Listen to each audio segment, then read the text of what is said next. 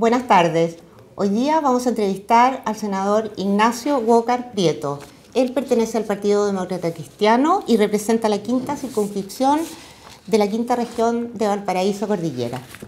Gracias por venir, senador. Encantado, María Eugenia. Quería partir felicitándolo porque supe que había sido recientemente nombrado presidente de la Comisión de Educación del Senado. Sí, la verdad es que es una buena oportunidad para ver qué vamos a hacer en materia de contribuir a este gran tema que debería ser el número uno en la agenda nacional, como es el tema de la educación. Hay muchas iniciativas legislativas pendientes, es un tema prioritario, hemos invitado al ministro, así que espero que como comisión podamos hacer un aporte a este respecto. Senador, quisiera remontarme a sus días de juventud quizás y que nos contara qué influencia recibió usted en su ámbito familiar para que haya determinado ser un abogado eximio, un político y se ha dedicado toda la vida al servicio público. Bueno, yo creo que la influencia familiar en las vidas de todos nosotros, cualquiera sea nuestra vocación, es importante. En mi caso también lo fue. Hay una larga tradición de servicio público. Mi bisabuelo fue parlamentario, mi abuelo fue senador, fue ministro de Relaciones Exteriores. Mi madre fue regidora. Yo siempre digo que mi primera campaña fue a los 7 años de edad. Yo soy el mayor de 9 hermanos. Mi madre era candidata a regidora por Pirque. Y bueno, ahí conocí lo que era una campaña, con un tarro con engrudo, pegando carteles en un poste.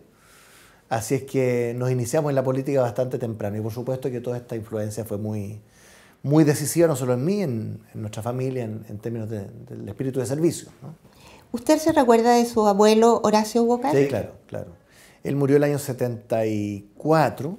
Yo estaba en primer año en la Escuela de Derecho en la Universidad de Chile, por eso lo recuerdo. Y bueno, alcancé a conocerlo cuando él fue embajador en Perú, en el gobierno del presidente Frei Montalva.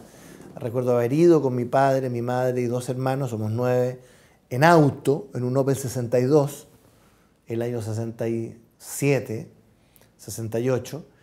Y bueno, lo conocí en sus últimos años y bueno, fue una persona muy notable.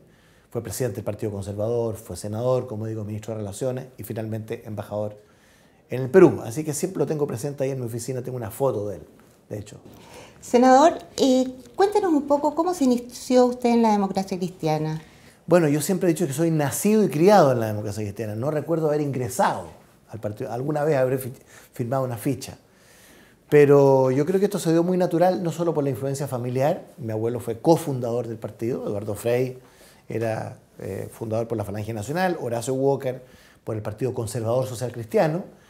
Y bueno, yo creo que desde siempre, de alguna manera, sobre todo desde la universidad, participé en la democracia cristiana, la influencia de la familia y de la Iglesia Católica. Yo creo que también fue muy importante en este sentido. Usted le propuso al Ejecutivo crear una agencia de reconstrucción nacional. ¿Le podría explicar a la gente qué es lo que pretendía usted? Bueno, frente a cada catástrofe que ha habido en nuestro país, siempre ha habido una iniciativa legislativa, un diseño institucional. Por ejemplo, cuando fue el terremoto del 38, se creó la Corfo, la Corporación de Fomento y Reconstrucción, y por lo tanto con los senadores Escalona y Lagos Weber le hemos propuesto al gobierno que frente a este terremoto del año 2010 pudiéramos crear una agencia de reconstrucción nacional. Creemos que no basta con la coordinación ministerial, porque la magnitud del daño, que son 30.000 millones de dólares, según la estimación del propio gobierno, amerita, ¿no es cierto?, un proyecto de ley, una agencia eficiente, descentralizada, que pueda acometer las tareas de la reconstrucción, que nos involucran a todos, pero que requiere no solo financiamiento, sino que un cierto diseño institucional. ¿Y esta agencia podría solventar los gastos extraordinarios? Bueno, el financiamiento es público, es privado, es nacional, extranjero, pero eso tiene que ser canalizado, ¿no?, por algún instrumento público, que nosotros creemos que puede ser una agencia u otra, pero no basta con la coordinación ministerial, no basta con las donaciones privadas, no hay que temerle al Estado, y por lo tanto creemos que sería interesante crear algún mecanismo de este tipo. Usted se ha convertido en el promotor de la política de los acuerdos de la oposición al gobierno de Sebastián Piñera. ¿Piensa usted que el hecho de haber sido ministro de Relaciones Exteriores y en el fondo lo que usted sabe de diplomacia pesa en este...? Bueno, más que diplomacia o relaciones exteriores, esto fue una política que se implementó con mucha fuerza en el gobierno del presidente Elwin en la transición, que fue muy exitosa, en que gobierno y oposición, ¿no?, empresarios y trabajadores, civiles y militares, hicimos una contribución para que al país le vaya bien. que de eso se trata al final. Así es que sí, yo soy un decidido partidario de la política de los acuerdos, no solo bajo el gobierno de Sebastián Piñera, sino que cualquier gobierno. Creo que un país no tiene ninguna posibilidad de ser un país desarrollado, de consolidar la democracia, de resolver los temas de la pobreza, extrema pobreza, si no hay acuerdos fundamentales que sustenten esa democracia. Así que yo siempre voy a adherir con mucha fuerza a la política de los acuerdos, cualquiera sea el gobierno. Usted ha manifestado que la Iglesia reaccionó mal y tarde frente a los problemas de abusos sexuales con menores. Yo le quería preguntar, ¿cómo le podría explicar usted a un hijo adolescente lo que ha pasado en la Iglesia? Bueno, muy difícil de explicar, imposible de justificar, ¿no? Bueno, ese artículo que yo escribí se llama La Iglesia nos duele, yo soy católico, ¿eh? Por lo tanto es en primera persona plural, y lo que digo es que, bueno, que hay que hacer frente a esta realidad con mucha fuerza, reconociendo que no solo hay un pecado frente a Dios, sino que hay un crimen frente a la legislación civil, ¿no? Como son los casos de abusos de menores. Yo creo que, sin embargo, ha habido bastante sobrereacción. Estos ataques, por ejemplo, al Papa, me parecen sobredimensionados, como lo digo en ese mismo artículo, pero hay que llamar las cosas por su nombre. Aquí se reaccionó mal, se reaccionó tarde, una especie de cultura que a lo mejor amparó esta actitud de esconder casos, de proteger, de comprar silencios, de indemnizar. Bueno, hoy día no están los tiempos para eso, ¿no? Y por lo tanto, lejos de generalizar, ¿no? o de disparar a chincolijote, ¿no es cierto?, al voleo, yo creo que hay que ser muy rigurosos, muy precisos, muy cuidadosos, pero llamar las cosas por su nombre. Y yo creo que, por supuesto, esto es un crimen muy grave. Senador, la semana pasada fue la primera semana distrital de este periodo legislativo. Me gustaría que nos contara cómo pretende usted abordar el tema de su distrito. Bueno, yo siempre he sido un parlamentario de distrito. Cuando fui diputado durante 8 años, también por la Quinta Región Interior, fui un diputado en terreno, ¿no? Porque la gente le dice a uno, no se olvide de nosotros. Eso es la campaña.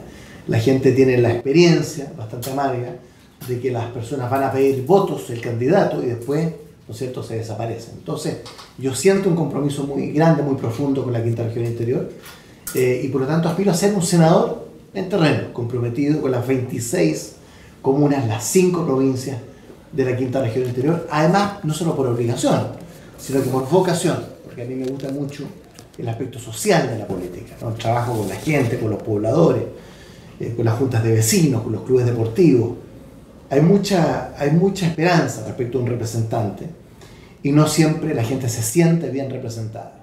Así que no hay que defraudar a los electores y por eso yo me voy a comprometer muy a fondo con esta cercanía con la gente, con este cable a tierra que es el distrito. Porque de repente es un poco ingrata la gestión de un senador. No, mira, la gente es muy razonable. Primero, no hay que prometer, yo me comprometo, que es distinto. Segundo, hay que ver cuáles son las cosas que son realizables, ¿no? Y a las que no se pueden hacer hay que decir que no se puede. Pero la gente pide mucho menos, pide que uno esté presente, ¿eh? No se olvide de nosotros, que uno esté ahí acompañando. Y eso yo creo que se puede hacer, especialmente cuando hay buen ánimo, buena voluntad. Así es que espero ser un senador de terreno, eso me gusta mucho, no solo en la semana de distrito. El columnista Carlos Uneus dijo en un periódico la siguiente frase: que la Concertación tiene miedo a la autocrítica y que los partidos deben renovar a sus dirigentes e ideas, porque si no, la derecha estará en el gobierno durante varios periodos. ¿Qué opina usted de estos dichos? Bueno, yo creo que la autocrítica es muy necesaria.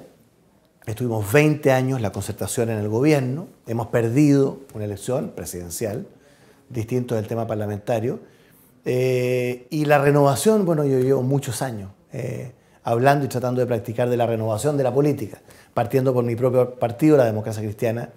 Yo fui candidato a presidente del partido del 2001, postulando una nueva y mejor democracia cristiana, y eso es lo que yo creo firmemente, así que espero que podamos hacer no solo esa autocrítica, sino que renovar la política.